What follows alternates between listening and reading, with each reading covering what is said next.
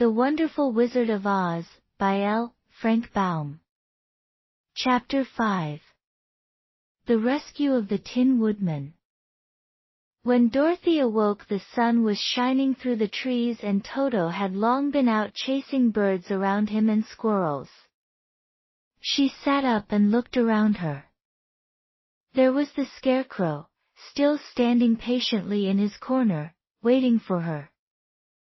"We must go and search for water," she said to him. "Why do you want water?" he asked.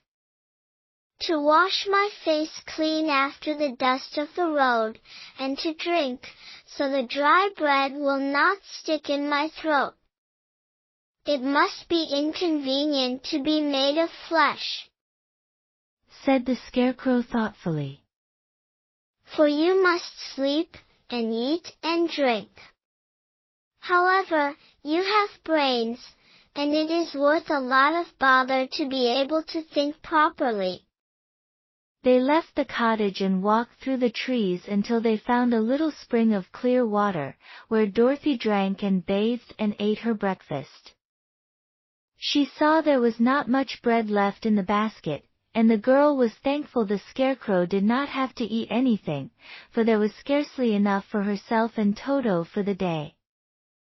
When she had finished her meal, and was about to go back to the road of yellow brick, she was startled to hear a deep groan nearby. "What was that?" she asked timidly.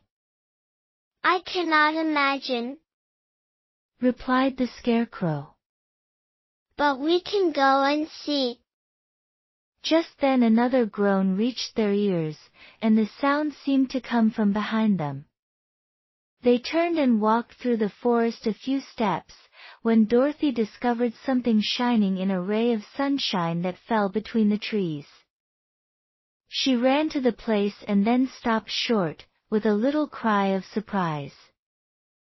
One of the big trees had been partly chopped through, and standing beside it, with an uplifted axe in his hands, was a man made entirely of tin. His head and arms and legs were jointed upon his body, but he stood perfectly motionless, as if he could not stir at all.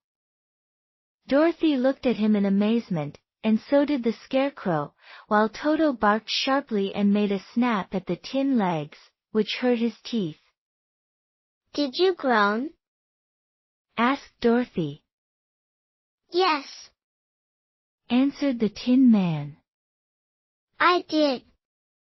I've been groaning for more than a year, and no one has ever heard me before or come to help me. What can I do for you?" she inquired softly, for she was moved by the sad voice in which the man spoke. "Get an oil can and oil my joints," he answered. "They are rusted so badly that I cannot move them at all.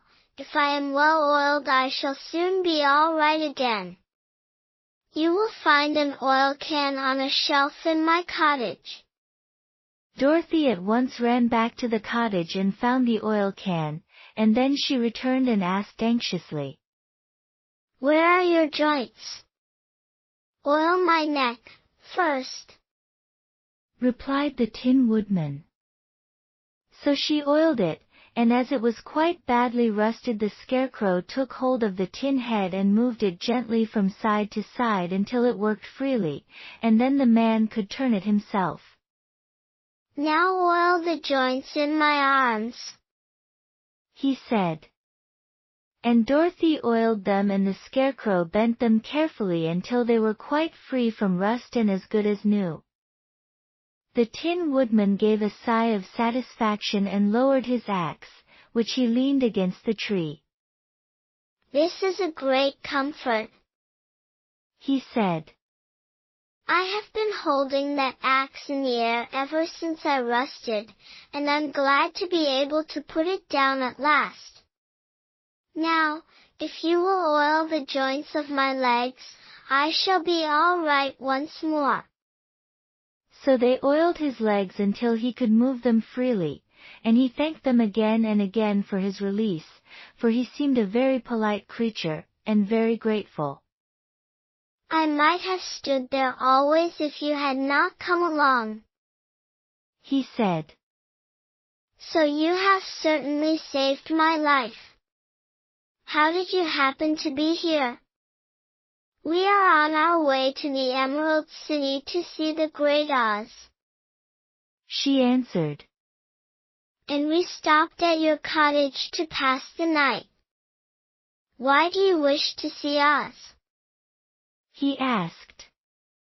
I want him to send me back to Kansas, and the Scarecrow wants him to put a few brains into his head, she replied. The Tin Woodman appeared to think deeply for a moment. Then he said, Do you suppose Oz could give me a heart? Why, I guess so, Dorothy answered. It would be as easy as to give the Scarecrow brains. True, the Tin Woodman returned. So, if you will allow me to join your party, I will also go to the Emerald City and ask Oz to help me.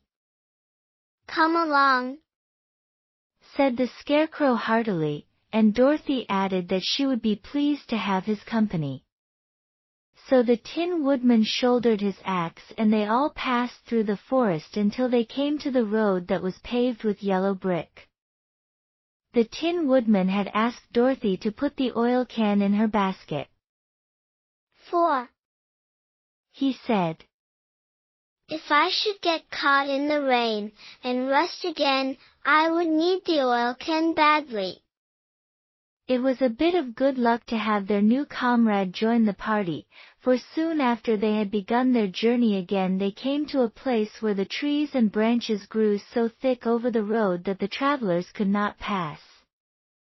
But the Tin Woodman set to work with his axe and chopped so well that soon he cleared a passage for the entire party.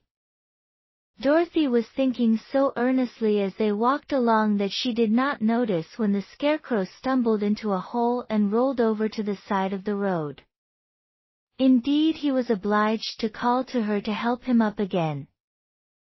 Why didn't you walk around the hole? asked the Tin Woodman.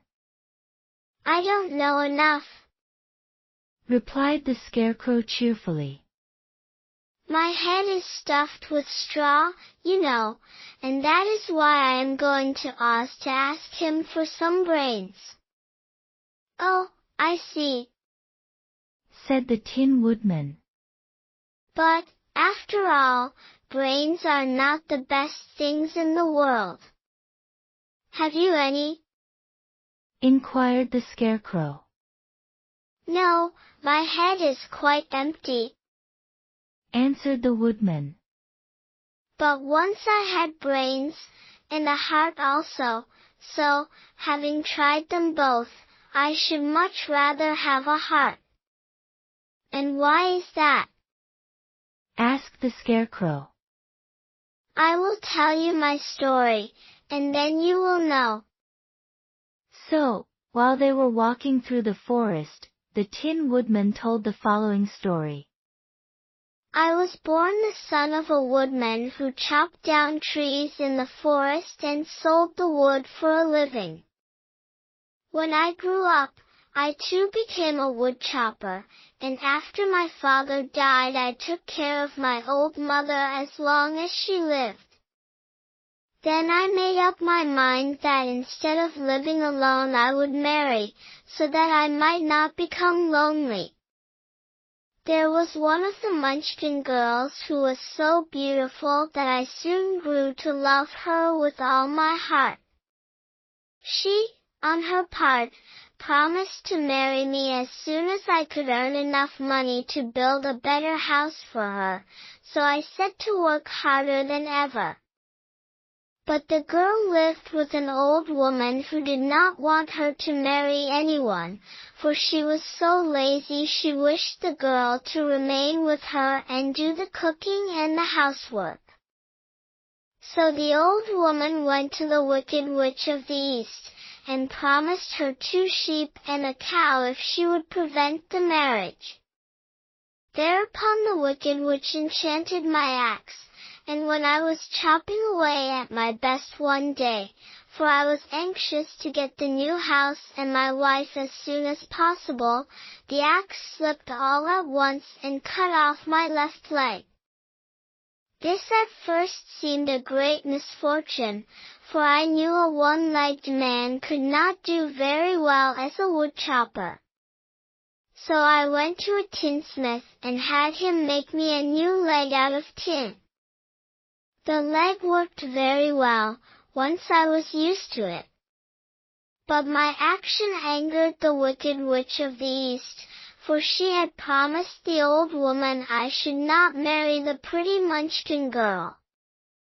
When I began chopping again, my axe slipped and cut off my right leg.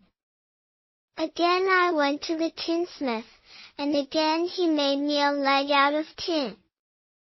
After this the enchanted axe cut off my arms, one after the other, but, nothing daunted, I had them replaced with tin ones. The wicked witch then made the axe slip and cut off my head, and at first I thought that was the end of me. But the tinsmith happened to come along, and he made me a new head out of tin.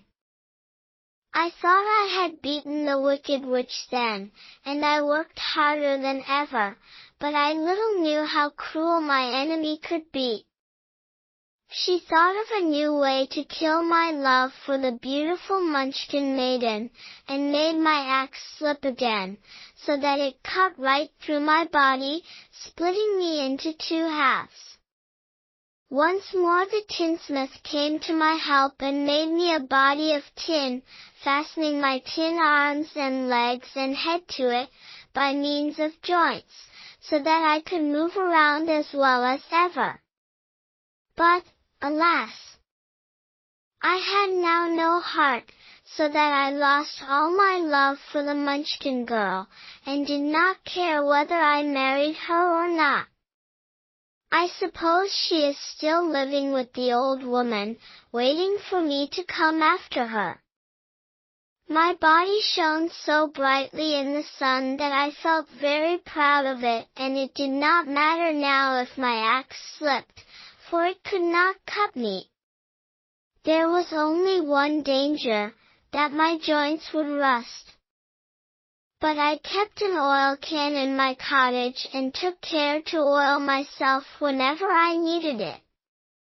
However, there came a day when I forgot to do this, and, being caught in a rainstorm, before I thought of the danger my joints had rusted, and I was left to stand in the woods until you came to help me. It was a terrible thing to undergo, but during the year I stood there I had time to think that the greatest loss I had known was the loss of my heart. While I was in love I was the happiest man on earth. But no one can love who has not a heart, and so I am resolved to ask Oz to give me one.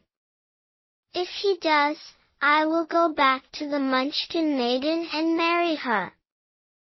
Both Dorothy and the Scarecrow had been greatly interested in the story of the Tin Woodman, and now they knew why he was so anxious to get a new heart. All the same, said the Scarecrow, I shall ask for brains instead of a heart, for a fool would not know what to do with a heart if he had one. I shall take the heart, returned the Tin Woodman. For brains do not make one happy, and happiness is the best thing in the world. Dorothy did not say anything, for she was puzzled to know which of her 2 friends was right, and she decided if she could only get back to Kansas and Aunt Em. It did not matter so much whether the Woodman had no brains and the Scarecrow no heart, or each got what he wanted. What worried her most was that the bread was nearly gone, and another meal for herself and Toto would empty the basket. To be sure, Neither the woodman nor the scarecrow ever ate anything, but she was not made of tin nor straw, and could not live unless she was fed.